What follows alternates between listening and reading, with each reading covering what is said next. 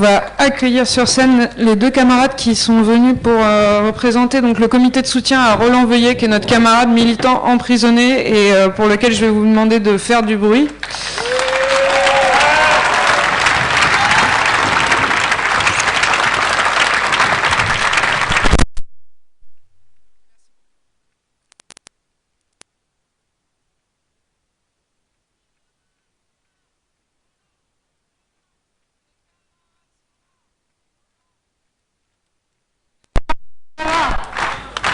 Merci beaucoup.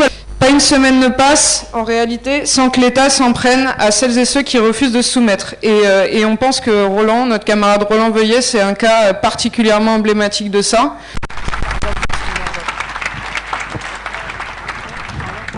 Excuse-moi.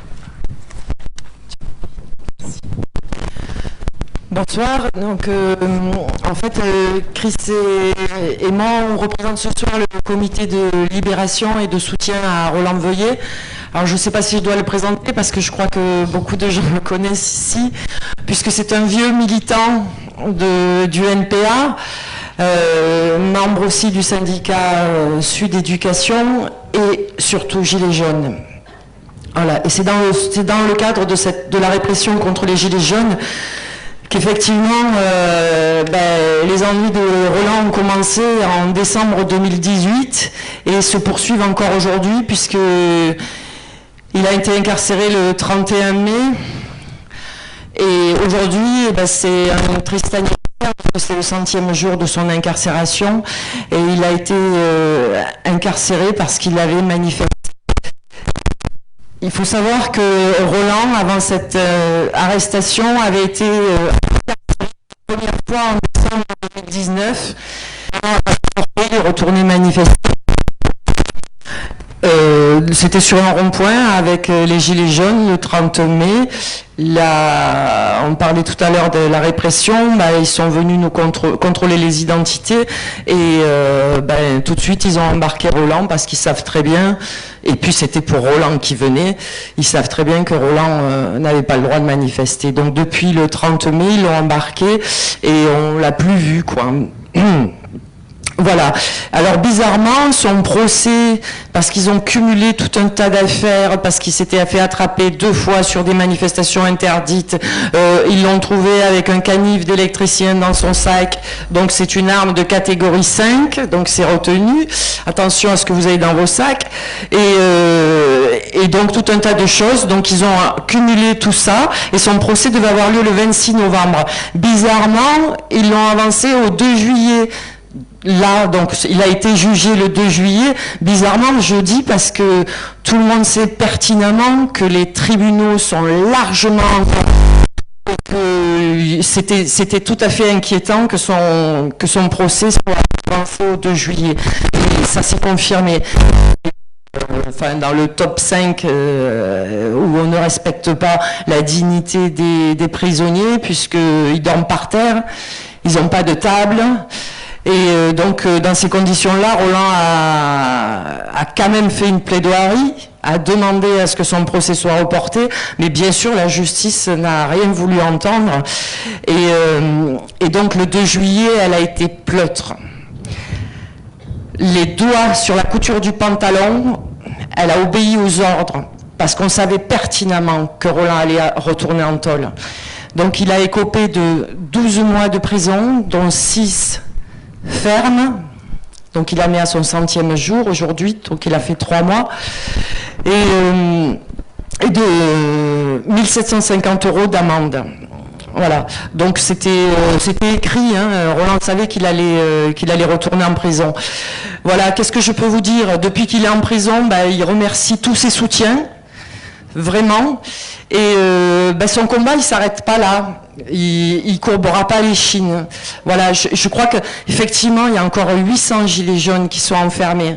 Et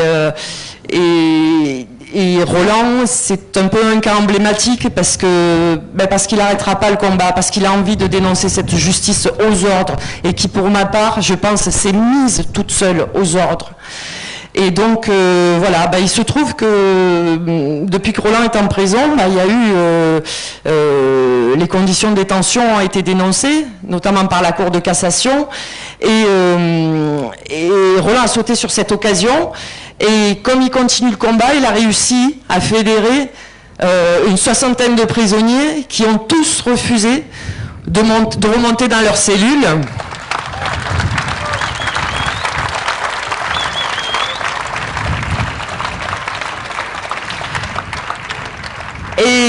Et depuis, voilà, le camarade Roland, il est à l'isolement. Voilà, il est puni.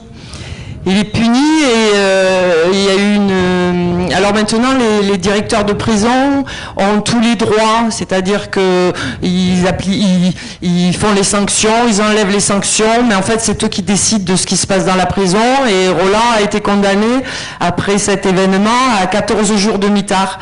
Bon, il ne les a pas fait encore, parce qu'il a fait appel, parce qu'il lâchera rien. Et voilà, donc de sa cellule d'isolement, il continue le combat. Il a dénoncé, et c'est aussi pour ça qu'il est à l'isolement, et en a profité pour dénoncer, puisqu'il y était, et puisqu'il voit ce qui s'y passe, les conditions d'incarcération, et ça n'a pas plu, ni à notre procureur, ni à notre préfet. Donc du coup voilà, il est sanctionné, mais bon, je vous garantis, il garde le moral, il garde la pêche et il lâchera rien de son combat, et voilà, il ira jusqu'au bout. Qu'est-ce que je pourrais vous dire? Ouais, alors pour finir, il est convoqué devant les juges. Alors, bien sûr, il a fait appel, hein, impossible pour lui de ne pas faire appel. Il est convoqué devant les juges le 29 septembre pour information. C'est à confirmer, mais c'est quasiment sûr, puisqu'il a demandé à ce que ce soit reporté, mais on lui refuse encore. Et il a demandé à ce que ce soit reporté pour être dehors, pour pouvoir préparer, parce qu'il n'a pas ses documents, il n'a pas tous nos témoignages de Gilets jaunes, parce que tout ce qu'il a fait, c'était en présence des Gilets jaunes. Donc il a X témoignages, il n'aura rien de tout ça, parce qu'il n'a pas l'autorisation de sortir. Alors encore une fois, le 29 septembre, la justice le prive d'une défense digne. Voilà. On imagine mal un avocat se présenter devant la justice sans ses documents, sans son ordinateur. Et si Roland, il sera obligé d'y aller comme ça le 29 septembre. Mais voilà. Mais en tout cas, il lâchera rien. Voilà. Je voulais juste préciser. Ça marche ou pas? Ça marche. Je voulais juste préciser que nous, le comité de soutien à Roland Veuillé, on se retrouve tous les mercredis soirs à 19h30 devant la prison, et on fait du boucan d'enfer sur les grilles de partout. Et dans la prison, les détenus nous font des coucous, etc. Et donc ça remonte un peu le moral. Nous avons créé un site qui s'appelle rolandmanifeste.fr. On va vous donner des tracts tout à l'heure.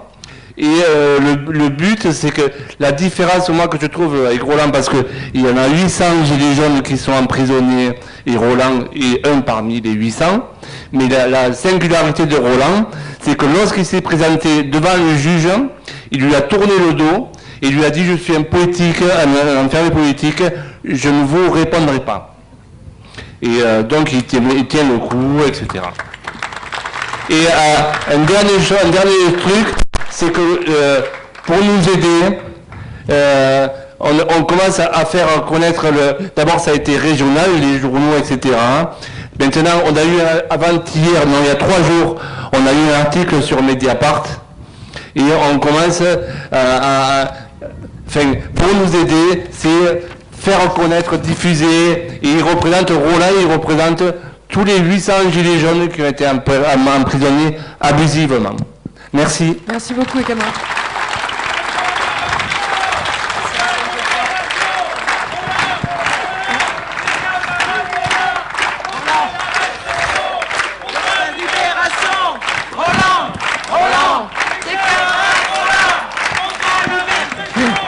Pour ta libération.